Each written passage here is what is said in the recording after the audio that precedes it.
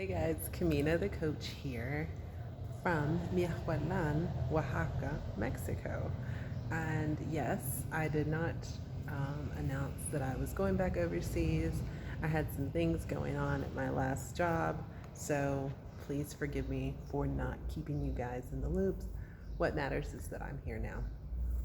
I'm really excited to find out some things about being here.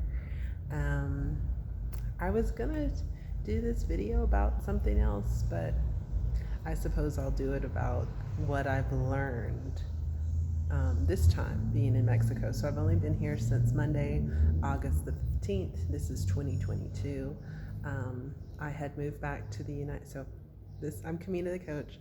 This channel was initially created to help people work and live abroad. Then COVID came in March of 2020. I moved back to the United States and refocused the channel to kind of follow along with what I was doing in life. So I am a transracial, biracial, transracial, late discovery adoptee. That's a mouthful. If you're not any of those things, it doesn't matter. So I rededicated the channel because I was working on my adoption trauma. I was going through the reunion process and I was dealing with a lot of childhood trauma. So I was kind of sharing tips, techniques, and my story as I went through this process in the last 2 years that I've been stuck in the United States. I moved from South Carolina to Arizona, and though I loved Arizona, I was paying over $1,000. I was paying close to $1,200 a month for a one-bedroom apartment, and I was only making 51-ish thousand a year. It was not enough to do anything with. And eventually I was going to have to pick up another job, which I just wasn't going to do. And if I would have gotten sick, God forbid, I would have died.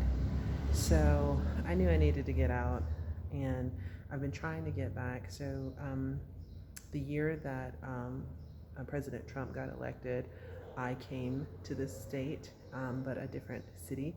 I'm going to pronounce it wrong. I always do. Ixtepec, Oaxaca, Mexico. And there was just a lot of issues where I couldn't stay. But ever since then, I've missed it and I've wanted to come back. I'm in Miahualan now, same state, different region of the state, and it's a different feel here.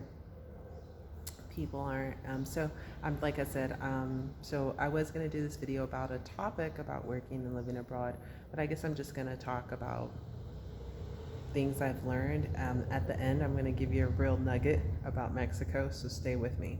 And this isn't like to try to get you to stay till the end. It's genuine. Like, I'm going to give you something you're going to be like, oh, that's nice. So anyways, different city, very far from Ixtepec, but about 4.5 hours driving to Puerto Escondido, even though we're only 45 miles away. We're only 45 miles away. That's just like because there's all the mountains and stuff. I hear it's a treacherous road. So, but I can get a bus there for like less than $10. So I'm looking forward to going to visit. I'm making under $1,000 a month and working at a university. I did do my master's degree in order to come back here and be able to take over as head of the department at some point. Very interesting. My boss said that that's not a requirement, but I was told before that it was. So I don't know, but I did do my master's degree with the intention of coming back here to eventually take over head of department. I may not be able to ever do that, and that's okay, because my boss is only 28. So since my boss is only 28, it is not likely that she's going to be relinquishing her position anytime soon. And by the time she does leave, I may not even want all that headache, because it's a headache. She's got to do all the hiring. She's got to go through all the visa process. She's got to teach a full load. And we're teaching 25 to 30 hours a week here, and that is a lot. That's a lot. And each teacher, I think she said, has over 100 students. Also a lot of exam grading. Nonetheless, So just somewhere over $700, maybe close to $800 a month. More than enough money to live here. I don't have an apartment yet. I just got here on the 15th today, which was Monday, and then today is Wednesday. So I guess I'll talk about the process. It was a very long process, by the way, which is the case for a lot of countries. Saudi Arabia and China are very similar, but this one is not as involved. It did take a long time, but it's not as involved as Saudi Arabia or China. So I was hired in May, where I interviewed in May. She was like, okay, let's see when we can get you the visa. So August was a long time from May. I wanted to stay until I finished my contract on my apartment so I could get that deposit back. That's almost a whole month's salary, and it would go a long ways here. So she checked with the director of this school. They said yes. Well, it's a good thing they did, because so the university required me to get my degree authenticated, or so authenticated, or whatever the, I'm losing words past 40. Authenticated, there's two different kinds, not notary, but authenticated or something else.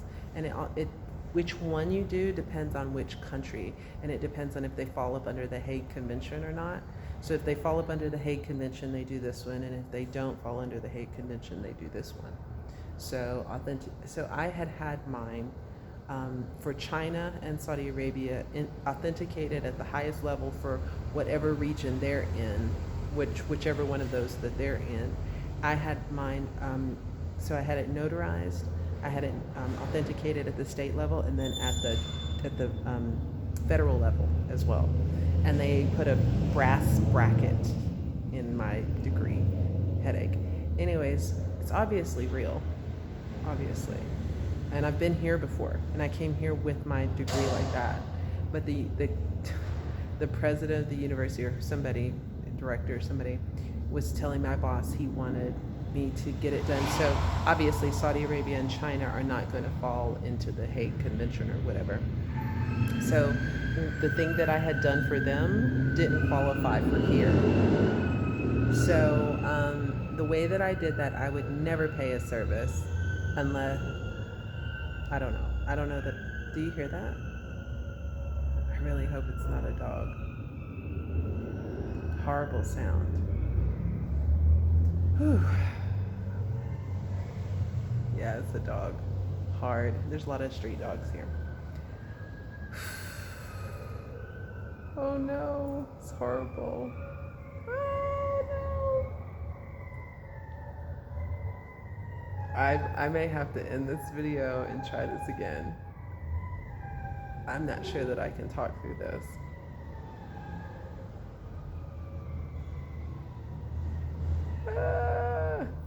Okay. Whee. All right. So, in order to get my degree, so that my undergraduate degree, which is weird, my master's degree is authenticated digitally through the university, which is magnificent. So, but my undergraduate degree, so I had to have it notarized. So this is a really helpful tidbit. This isn't the one that I told you to wait for, but this is a really healthy tidbit. So if you're living in a different state than where you received your degree has to be authenticated in the state where the document was received. So the first thing you need to do is to get it notarized. So it needs to be notarized in the state where you got it. Then it has to be sent to the Department of the State. Just look on their website, your State Department, and they'll have instructions on there. Where to send it to, how much money to send, blah, blah, blah. So I did a money order for like $10 or something like that. The most expensive part was sending it. So I got it notarized. And then I was in Arizona, and then I paid at UPS to have it expedited, and that was like $130. But I got it back in less than a week, and that was for nothing other than to secure the job. So $130 3 months before I even arrive in the country. It doesn't matter. Saudi Arabia will make you get a physical that'll cost you $2,000 some places. It did me anyways. But anyways, so once I got that back, then I need to set my appointment with the Mexican consulate in Arizona to have my visa appointment. So you can't call. They don't have a digital calendar. There's only one person who does those visas.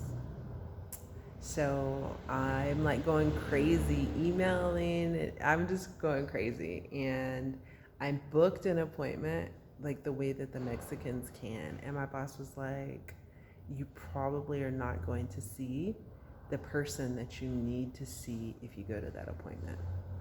I'm like, okay. So I just waited for the woman to respond to me. So she finally responded. Her name is Andrea, and I really like her. We ended up going out after that. So Andrea finally responded. She was like, so this is May. And she was like, oh, I have an appointment available. The earliest I have available is August 10th. I'm like, oh my, August 10th. I'm like, when is the visa going to be issued? She's like, same day, no problem. I'm like, okay. I'm like, wow. So then I just really spent the rest of the summer enjoying my summer. I went skydiving, I went to a waterfall, saw some really beautiful, amazing things in Arizona. It's a beautiful state. I just went and lived life, my summer. It was amazing. And then as it came closer to time to go,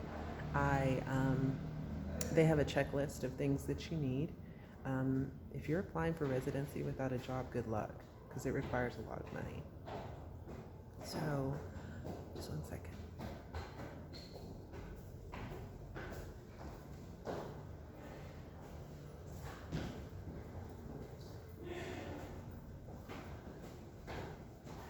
So, I got all my documents together. You take a little picture, you take all the things, copy of your passport, blah, blah, blah, blah, all the pages of my passport. I went there that day, and we didn't talk anything about Mexico. We talked about healing and spirituality, and we just had the most amazing conversation. We just talked for an hour, so it was pretty good. She was like, I don't want this interview to be over. We hugged. It's beautiful when I have connections with strangers like that. So she was like, come back on, she's like, can you come back Friday morning and get it? I'm like, Friday morning? You said the same day. She was like, policies changed, and that will happen a lot overseas. If you're not overseas yet, prepare yourself. It happens a lot. It is a first world expectation to be updated. It really is. So the policy had changed. I was like, okay. She's like, you could come back tomorrow maybe, because it was Wednesday. She's like, will you come back on Thursday if you need to? I was like, no, it's fine. I'll come back on Friday. I was like, she was so, like, we were so sad to leave each other. I was like, well, do you want to go for a drink on Saturday? Is it Saturday? Yeah, on Saturday. And she was like, yes, absolutely. And so I went and got my passport back with my visa on Friday, and then we agreed to meet for happy hour at a place that's really close to where she works, and she met me and we chit-chatted or whatever. She's a lovely lady. So anyways, I flew in here. When I came in, my stuff was stamped. It was a headache. I don't like flying American Airlines. I flew American Airlines, and I don't like American-owned airlines. Americans are rude, very, very rude. And with the employee shortage, people just, and did you know airport workers are, in a lot of states, they're union? They just can behave however they want, and I don't get that treatment in any other country. So that I paid the extra $100 to fly first class, so that made it a little bit better at least. So the flight here was easy. They got me at the airport. I flew into the capital city of Michoacan, and instead of telling me to go to the bus station and take a bus here, they let me pay for the taxi here. So I know in the United States it would be really reasonable to pay $150 to drive 2 hours, But here in Mexico, that's outrageous. It would have cost me like $10 if they would have told me, "Oh no, we'll take you for airport taxi to the bus station, and then from the bus, I would come here." Whatever. So apparently, I should have stayed in the capital city because my boss wanted to meet me at a cafe there to go to immigration on Tuesday. I didn't look at the location of the cafe until Monday night and realized I was supposed to have stayed in Oaxaca City. Whatever. Is what it is. 1 second.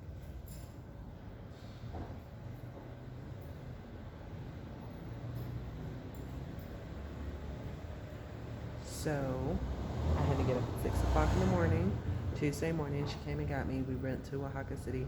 I didn't get home until 9 o'clock last night.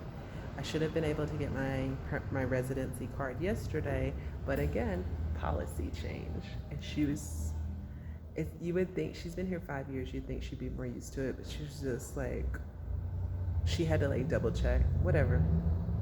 I was like, she said that it's changed and we have to come back on Friday. I have to go back by myself, so hopefully I can find it. So, what is today? Anyways, today's Wednesday, thank goodness. Okay, so have to go back, get my residency card, so that'd be good. Here's the news. So I don't have a place yet.